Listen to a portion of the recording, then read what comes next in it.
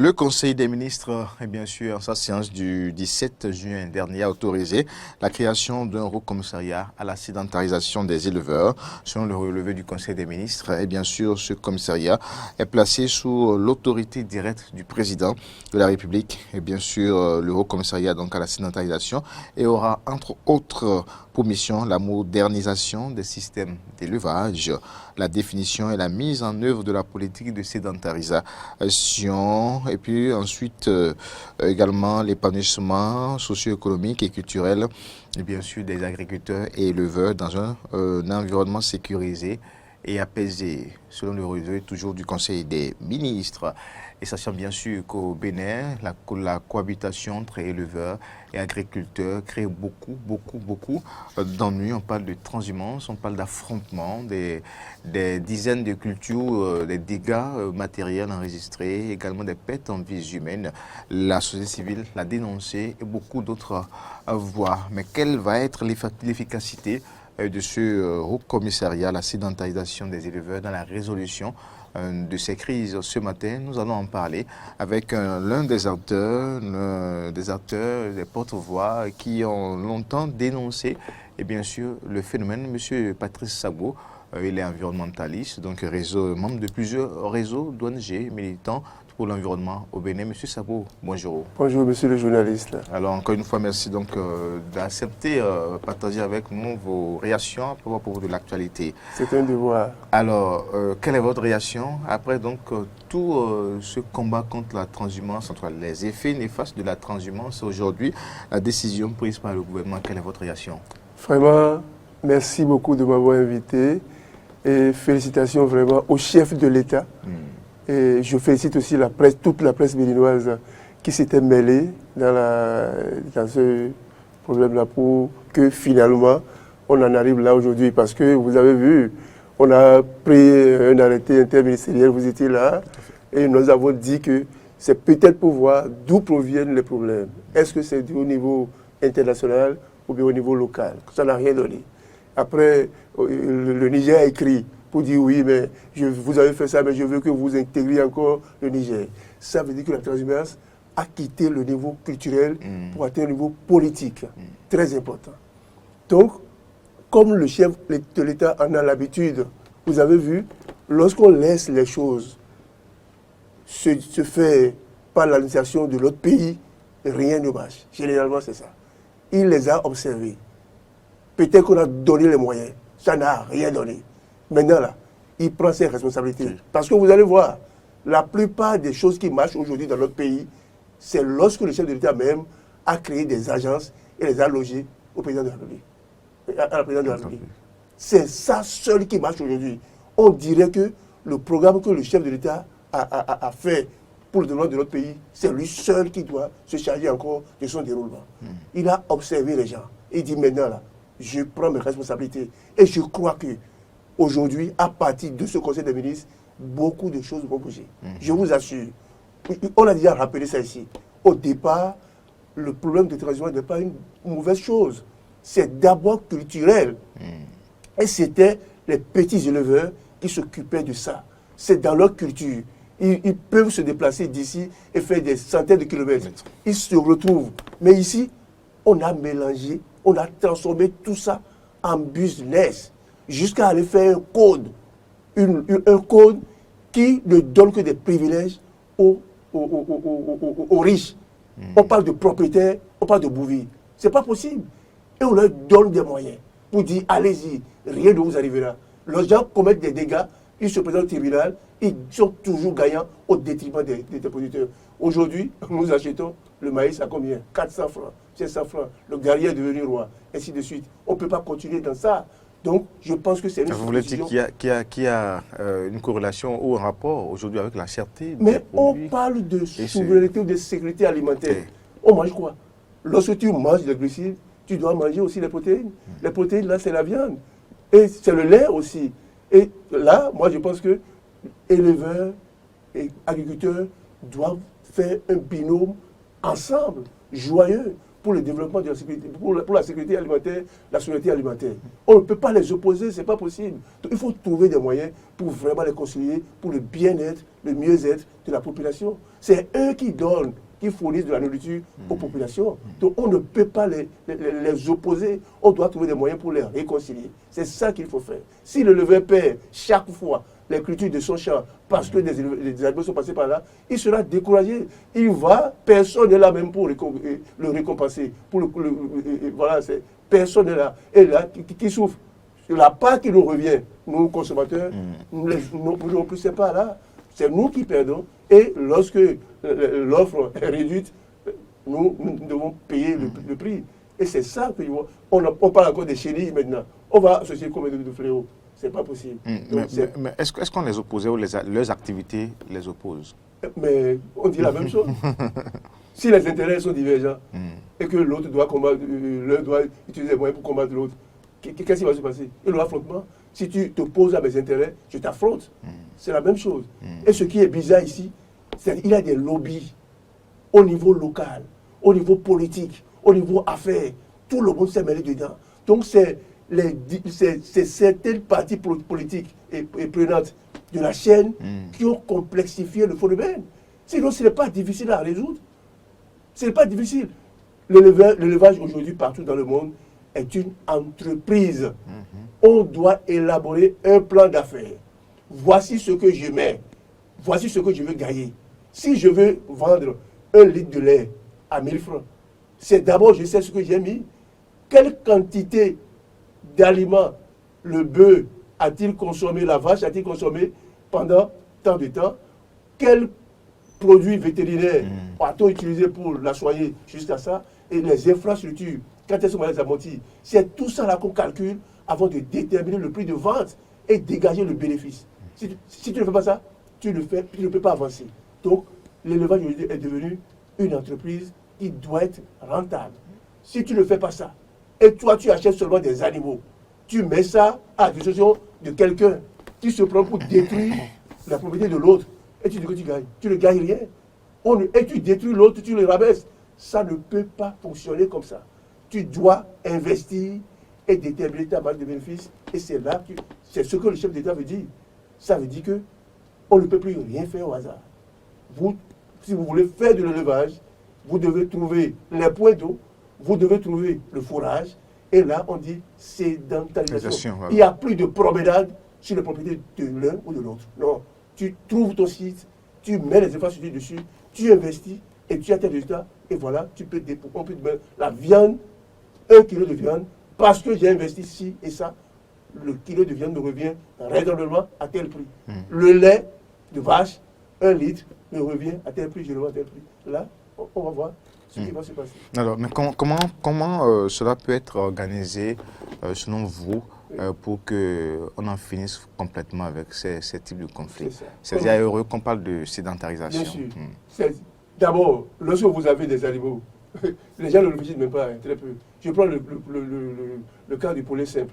Lorsque vous donnez de la nourriture à la poule ou bien au poulet, et vous circonscrivez un peu ses déplacements, mais il n'utilise pas tout ce qu'il a mangé en perdant tout ça là dans ses déplacements.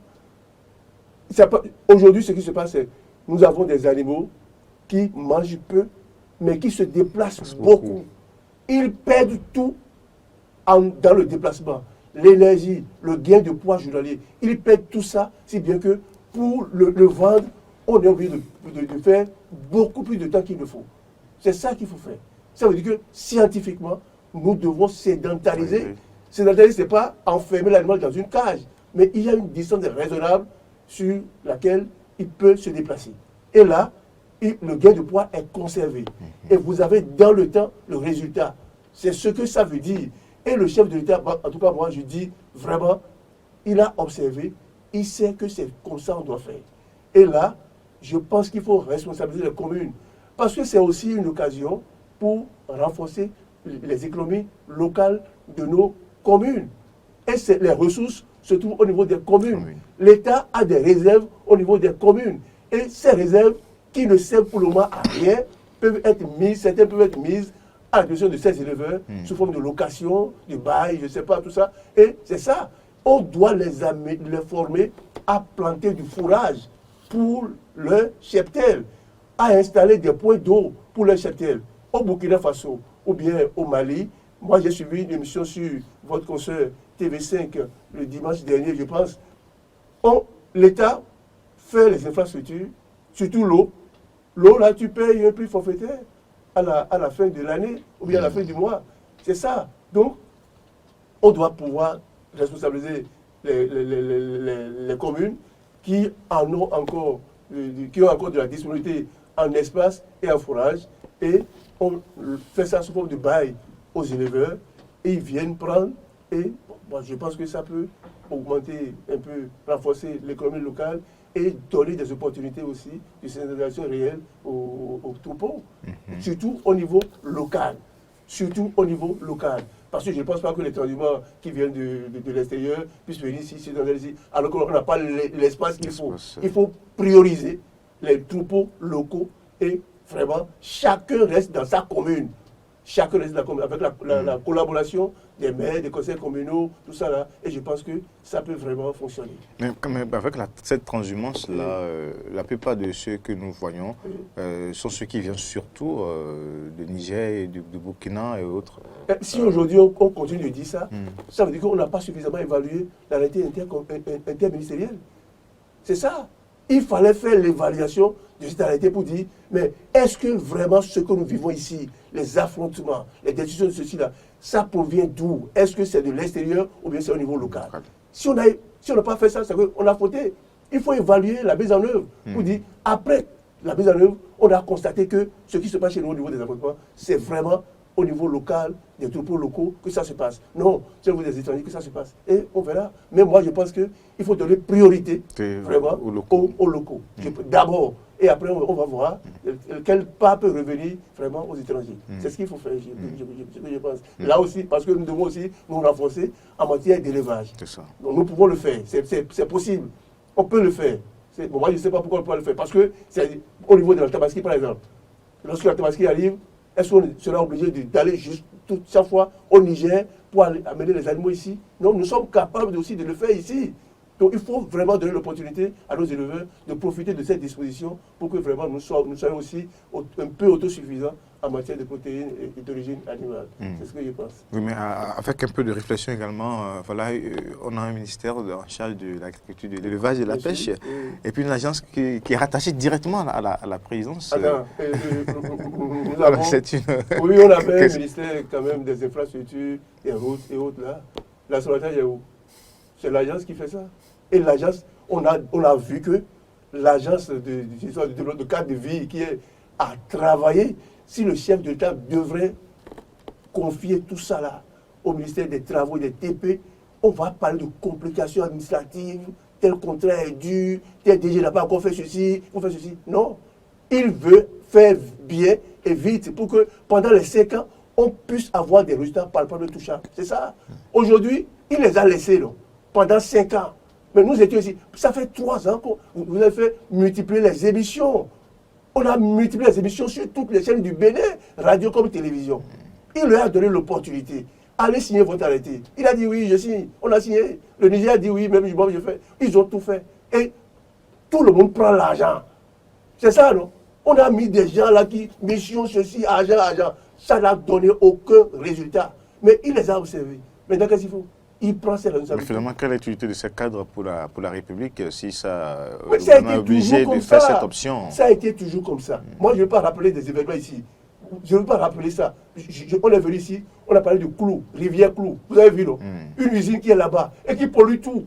On a fait tout ce qu'on doit faire. Rien n'a bougé. Les cimenteries qui sont ici, j'entends la presse hier qui dit oui, telle cimenterie en règle.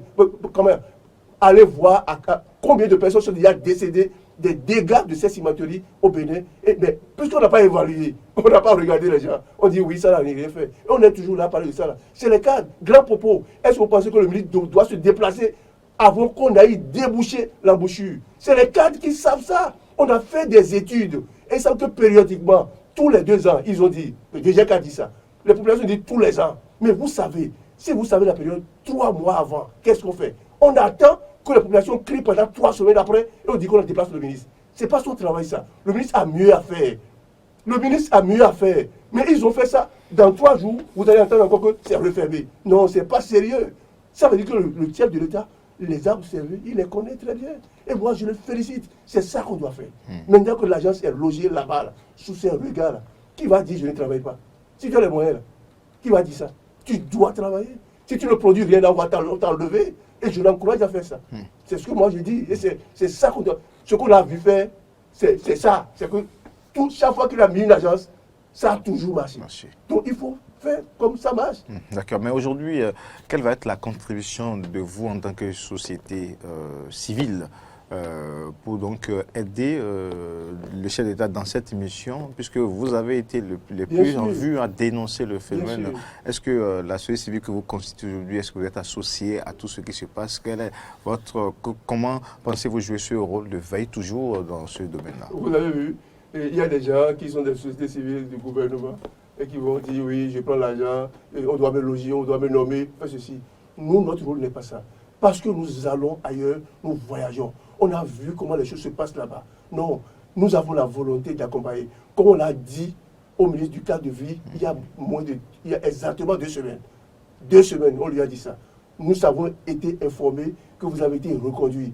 Nous allons vous accompagner comme nous l'avions fait pour le premier mandat. Nous allons vous accompagner. Et nous le disons sincèrement. Si nous disons ça, ce n'est pas pour convoiter des postes.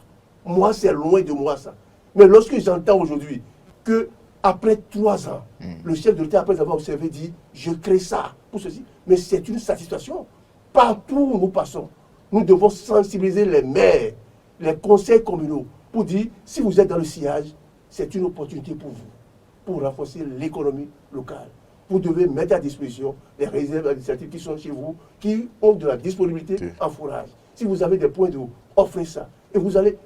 C'est un projet local qu'on leur a amené. Il n'a qu'à s'impliquer dedans, réfléchir de la mise en œuvre concrète avec l'État. Et moi, je pense que vraiment, ce serait une très très bonne chose. C'est ce que nous voulons faire, ça. On ne veut pas... Si le chef de l'État fait ça, nous, qu'est-ce qu'on va faire? Ah, notre bruit a été écouté. Nos cris ont été entendus. Le chef de l'État a compris ce que nous disons, le fondement, et il a fait. Mais nous sommes satisfaits. Et nous allons lui dire toujours, s'il le fait bien, il a bien fait. S'il fait mal, on va dire c'est pas encore ça. C'est notre satisfaction, ça. Nous sommes prêts à accompagner toujours. L'émission qu'on est en train de faire, vous avez vu depuis hier, quand est-ce que vous m'avez appelé, j'ai dit je cours pour venir. Je dois courir pour venir. Notre expertise, on ne va jamais marchander ça. On donne ça gratuitement. Si ça fait développer le pays, on est très content. C'est ça que nous voulons. Et nous le disons sincèrement. On ne dit pas pour que nous convoitons des postes. Non. Si nous, on voit la pertinence de ce que nous disons et qu'on l'applique, nous, on est vraiment contents. Je suis arrivé ici aujourd'hui parce que j'ai vu que c'est une décision pertinente. C'est une décision qui peut faire avancer. Et nous ne pouvons que vraiment et collaborer avec ça, pour que, avec les acteurs qui sont désignés pour le faire, on peut vraiment les accompagner pour le faire, à partir des élus locaux. C'est-à-dire que si il faut discuter avec les conseils communaux, parce que vous savez qu'avant, c'est eux qui prenaient de l'argent pour faire entrer les troupeaux, sans regarder les dégâts qu'ils causent. Donc il faut identifier les choses, ce qui est fait par le passé, il faut voir, identifier les causes, les freins, tout ça là, et effacer tout ça. Si aucun maire continue à persévérer dans ces mauvaises pratiques, il n'y a aucun problème, il faut l'enlever. Rien qu'avec ça, on peut l'enlever. Parce qu'il n'est pas, dans la dynamique de l'autorité suprême. C'est comme ça qu'il faut faire. D'accord. Et au niveau donc, de ces agriculteurs, mais également de ces éleveurs, avec ces conflits, il y a certainement des séquelles sur le plan socio-culturel et autres. Qu'est-ce qu'il faut faire désormais vers ces personnes-là? Bon, moi, je pense que les agriculteurs, rien qu'avoir appris cette décision, vont dire finalement, moi, nous sommes sauvés. Et je vois, on dit, tu ne peux plus te promener pour aller dans l'exploitation de l'autre. C'est fini. Donc si on peut taire les querelles passées, parce que je ne peux pas dire que, ah oui, ils ont fait causer des choses avant, il faut aller réparer ça avant de non. Ils doivent oublier ce qui était passé pour dire, finalement, nous n'aurons plus ça. Le passé est passé, on ne marche pas 2 fois dans une rivière, c'est fini, c'est derrière nous, mais maintenant, on peut avoir la paix pour produire. C'est tout. Donc, je pense qu'il faut les rassurer pour dire, comme on l'a dit, aucun troupeau ne peut plus vraiment prendre d'assaut vos cultures, faire sur vous causer des dommages. C'est terminé complètement. Et il faut les rassembler. Il faut les rassembler autour d'une table pour le leur expliquer. Toi, voilà ton couloir. Toi, voici ce que tu dois faire. Si on met tous ces acteurs-là ensemble, et on discute avec eux, et on leur dit les règles pour le futur que nous voulons, je pense que chacun va respecter. Parce que le chef de l'État, vous savez, s'il dit, il le fait. Tout le monde sait que lorsque il dit, faites ça, vous ne le faites pas, ce qui va suivre là, vous savez. Maintenant, ce ne serait pas contraignant. C'est autour d'une table. Eux-mêmes vont élaborer leurs règles de manière consensuelle pour dire désormais voici. Ils prennent des engagements l'un vis-à-vis de l'autre. Et je pense que vraiment c'est ça. Mais j'insiste sur les élus locaux. C'est eux qui prenaient l'argent. Maintenant c'est fini. Il faut leur dire ça. C'est complètement terminé. Vous fournissez de l'espace, vous pouvez louer ça. C'est de l'argent pour vous. Vous fournissez des points d'eau. Vous pouvez construire et leur offrir ça. C'est de l'argent pour vous. Je pense que c'est ça. Et il faut les appeler pour leur expliquer. Parce qu'il y a beaucoup de choses que nous ne comprenons pas encore dans le décret ou bien l'arrêté. Donc il faut expliquer le fondement, la profondeur, qu'est-ce qu'on veut, ce à quoi on veut aboutir en faisant ça. Il faut expliquer. Et quelle est la contribution de chacun pour que tout ça là soit une réalité. Il faut expliquer pour que chacun prenne des engagements. Que ce soit vraiment bien pour nous tous. Merci, monsieur Patrice Sagbo. Vous êtes environnementaliste, vous êtes un spécialiste en production animale. Exactement. Et voilà. Merci à vous donc pour votre analyse à propos donc de cette décision prise par le chef de l'État ou le Conseil des ministres, la création du Haut Commissariat à la sédentarisation des éleveurs. Il faut bien sûr une organisation plus ou moins parfaite pour accompagner cette décision pertinente. Et si le chef de l'État, le gouvernement dit toujours, si c'est agence, ils sont libres d'agir, ils ont la marge de manœuvre vraiment pour agir dans le temps et rapidement. Si dans les 3 ans à venir, on peut commencer à sentir les résultats, vraiment ce serait salutaire pour le vélo. Merci, vous avez dit votre satisfaction à propos donc de cette décision et puis vous avez donc souhaité que les cadres l'accompagnent réellement et restent dans la rigueur impliquée, imposée par le chef de l'État et qu'au niveau également des collectivités locales et décentralisées, bien sûr que tous apportent sa contribution pour que cela soit donc une réalité et que cela apporte la paix au niveau des éleveurs mais également des agriculteurs. Cela y va donc de la sécurité alimentaire. Souveraineté alimentaire. C'est nous, c'est ce que nous défendons. Merci, monsieur Sagbo. On va certainement vous revoir et bien sûr pour parler de cette nouvelle loi à propos donc de la protection de la faune et de la flore. Aucun problème. Merci pour votre disponibilité.